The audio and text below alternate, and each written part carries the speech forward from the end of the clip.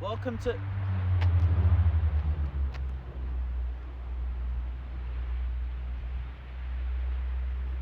Welcome to Griffith, here in regional New South Wales. Today, I'll be flying with QantasLink on the DHC-8 200 bound for Sydney.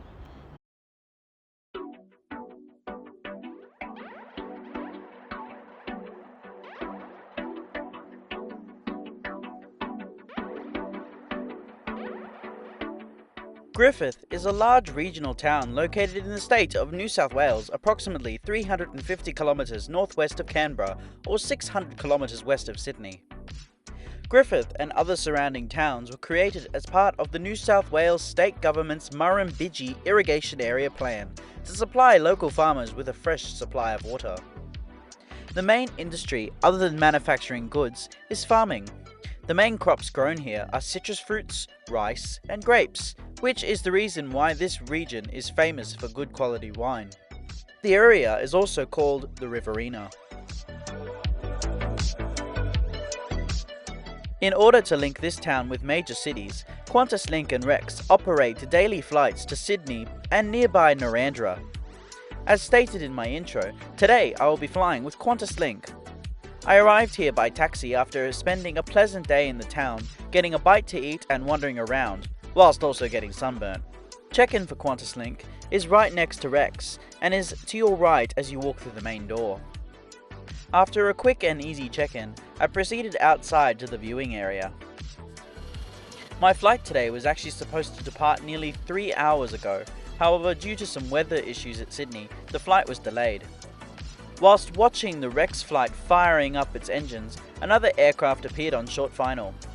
This was the arrival of my inbound aircraft, which is a 27-year-old de Havilland Canada -8 200, registered as Victor Hotel Tango Quebec X-Ray. She rolled off the assembly line in Ontario, Canada, before being initially planned to go to Palingi Air in Malaysia, but instead going to Tarvaj Air in Brazil. In March 2000, she was painted in the red and white livery we know and delivered to QantasLink, where she continues to fly. Upon arrival, boarding commenced swiftly from Gate 1.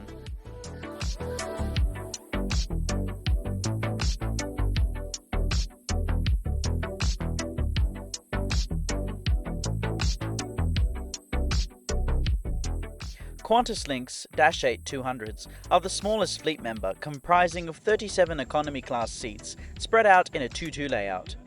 Interestingly, the middle seat in the last row is not used.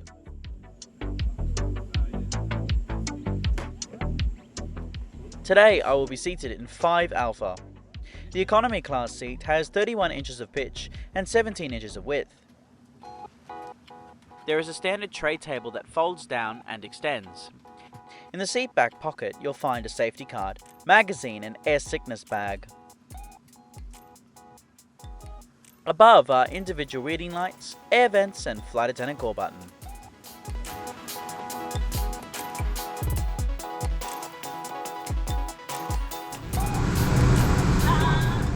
Soon, the props started to turn as the engines fired up, a staggering 3 hours behind schedule.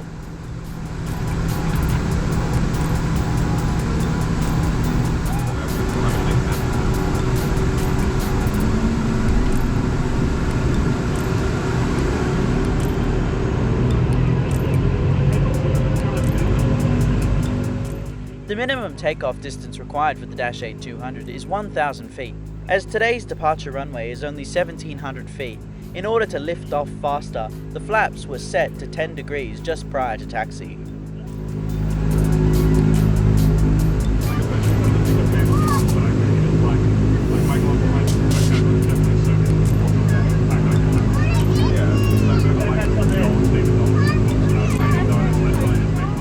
We taxied to runway 24 via Alpha and runway 6.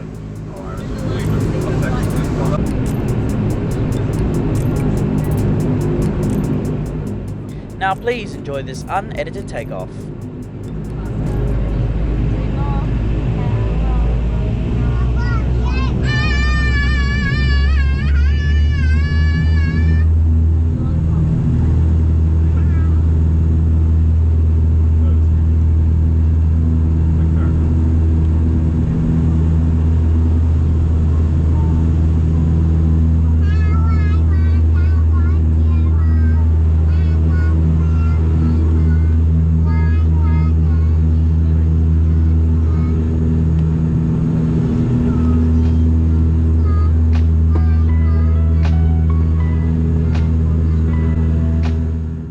After takeoff, we spun around, flying over Griffith and setting course for Sydney.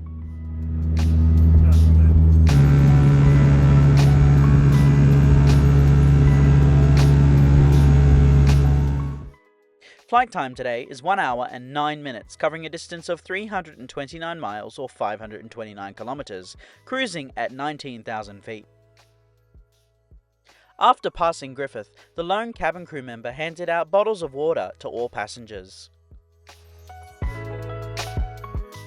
Whilst waiting for the food service to commence, we passed over Mount Brogden, just east of Griffith.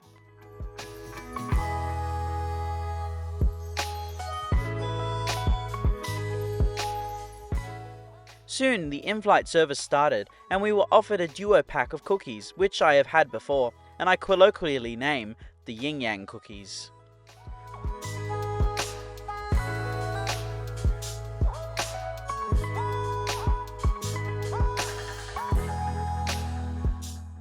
A short while later, in the distance, was West Wallalong, which interestingly is the largest cereal growing town in New South Wales. Later, we were offered tea and coffee. I asked for a coffee, which was a great pairing to the cookies.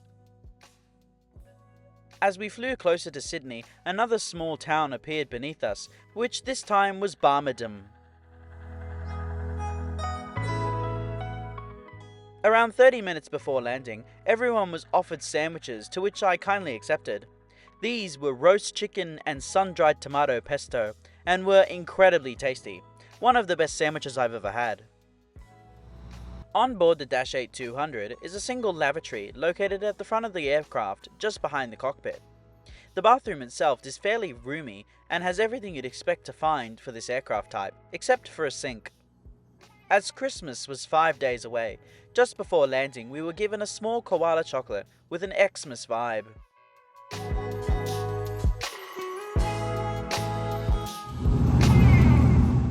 Soon we commenced our descent into Sydney.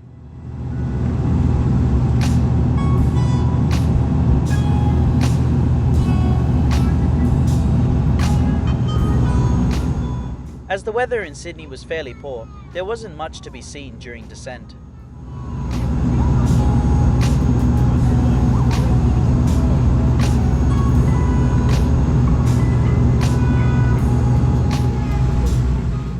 As soon as the landing gear was lowered, I knew that we were on final approach, and soon the clouds dissipated as we flew below them.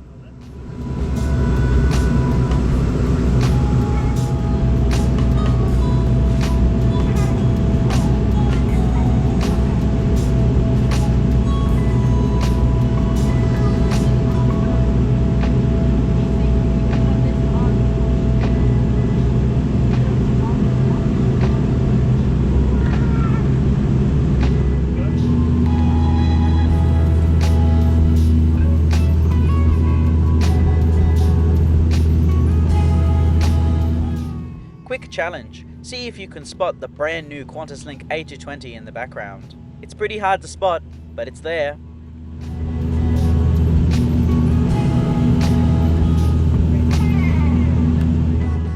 Now please enjoy this unedited landing.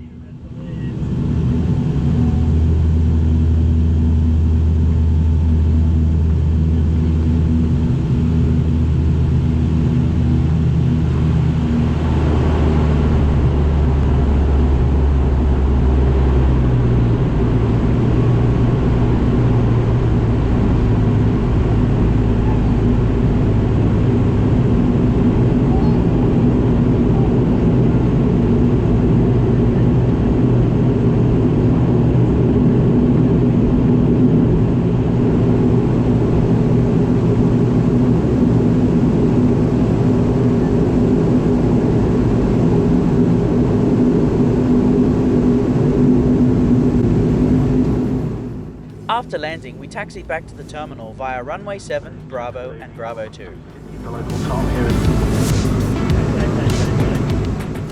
We pulled into remote stand 65, 2 hours and 55 minutes behind schedule.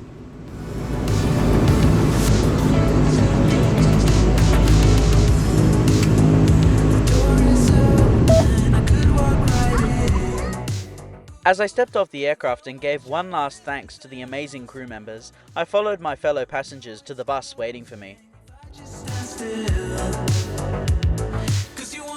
Today's flight with QantasLink was a really enjoyable one, although one should genuinely consider the cost of this flight relative to its competitors, and even the efficiency of taking the route, when driving is much more likely to be a more cost-effective option. There is only one other competitor on this route, that being Rex, flying a similarly sized Saab 340, seating the same number of passengers. Both flights, from my knowledge, tend to be anywhere between $99 and $300, depending on the airline and time of booking. However, every now and then you can see this flight with Qantas using 8,000 points and $44 in tax, which is what I did, and is a really good bargain. The amount of food served on board was borderline ridiculous. I was offered 3 packs of cookies, 2 sandwiches, a tea and coffee round, as well as 2 bottled water services, and of course the small chocolate at the end. This is the most amount of food Qantas has ever provided to me on board a flight. Usually I'd get 1, maybe 2 snacks tops. On another note, I'd highly recommend packing noise-cancelling headphones or earbuds if you have them, as the earbuds help to drown out the extremely loud propeller noise.